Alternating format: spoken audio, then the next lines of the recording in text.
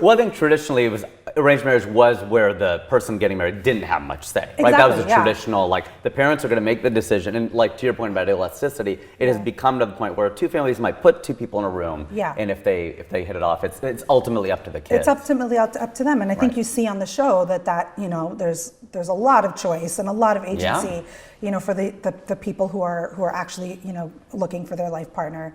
But I would also say, you know, because you mentioned like the ways in which we think about these things really kind of reflect maybe sometimes our internalized ideas about what's liberal and progressive.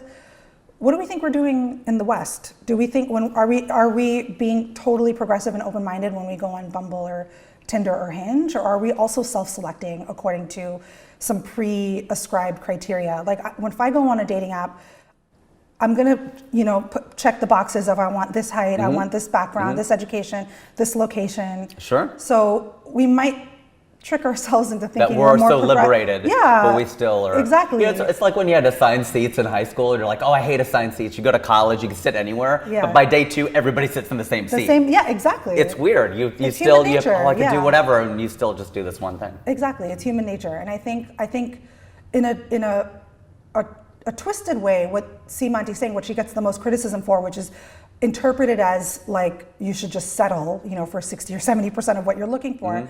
I think what she's really trying to say is don't get hung up on a checklist, you know, like understand what your core level criteria are. Try to make that as much values based as possible, as opposed to like, you know, superficial things like, you know, height and blah, blah, blah. Like, and sometimes that value system comes from like, how is this, my family is really important to me, how is this person gonna integrate into my family, or vice versa? You know, that's like a reality for a lot of us.